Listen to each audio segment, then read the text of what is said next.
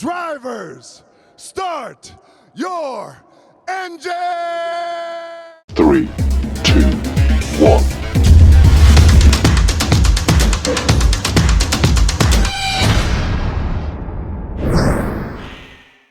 What's up, everyone? Todd Brown, That Racing Show. Thanks for dropping by for this pit stop segment. Villains. What would NASCAR be without the villains? Because you got to have the bad guys to get the rivalries out there.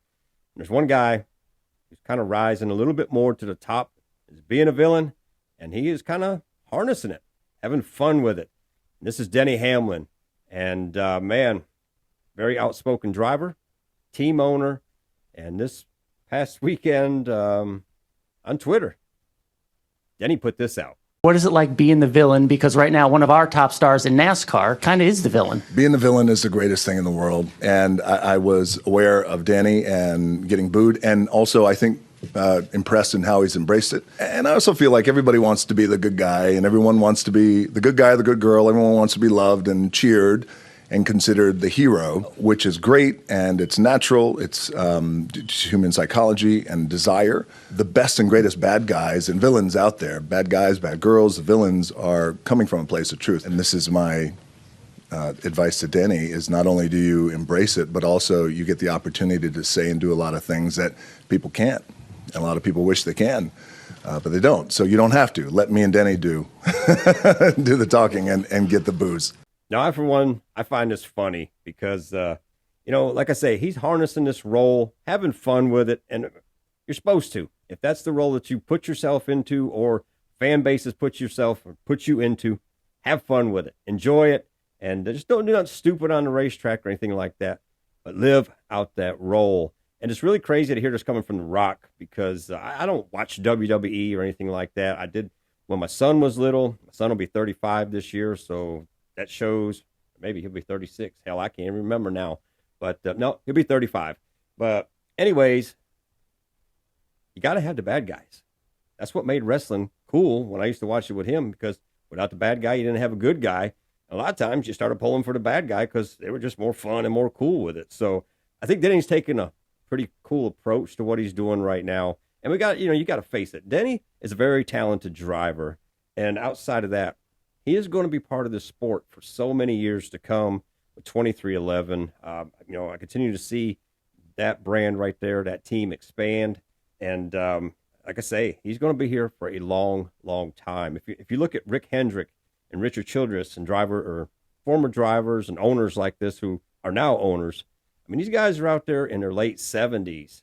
And Roger Penske, so many of these names that have been a part of this for a long time. So that means, you got another 30 years of Denny out there being the owner and being part of racing, at least another 30 years. But kind of wild. But so many of these drivers these days are poster boys.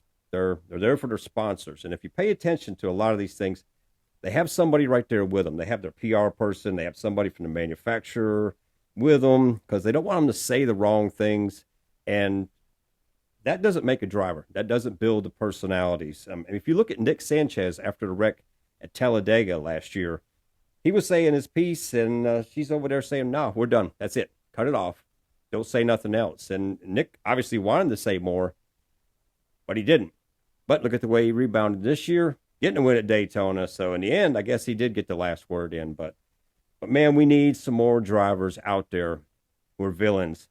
Not doing bad things on the racetrack, but just starting these rivalries, because that's what NASCAR has always been built around, and the greatness came from rivalries. I mean, if you look at Dale Earnhardt and Jeff Bodine, I mean, that was something that was well documented on the racetrack as well as off the racetrack, and man, it provided for some great racing. I mean, some of the highlights that you see today from decades ago are from them two racing hard on the racetrack. And not saying guys today don't race hard on the racetrack, but a lot of them right now, again, are poster boys and aren't out there showing themselves. And maybe it's not in them. I don't know.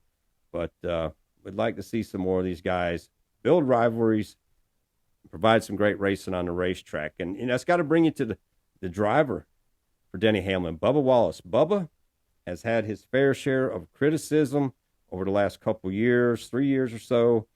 Some of it he brought on himself, others just stuff that just kept coming after him after some of the things that happened. And, but you know, again, got to have this bad guy. And Bubba seems to kind of harness it as well. He has fun with it. And, you know, like I say, whether you love them or you hate these guys, I love to see the fact that they're being themselves and saying what they need to say, whether it's in an interview or in a podcast or on Twitter or whatever platform they use. But love to see more of these drivers be a little bit more of themselves, have a little more of these rivalries, because your fans are going to love it, and damn sure I'm going to love it. But anyways, just wanted to put this out here today. Actually, it was supposed to be in my lap episode, but man, I forgot. So wanted to put this out today. But if you enjoy what I'm doing here, you like this, give the channel a subscribe, and give this episode a like. I need a drink right now. So anyways, hope you're having a great week out there. And as always, we'll see you at the checkered flag.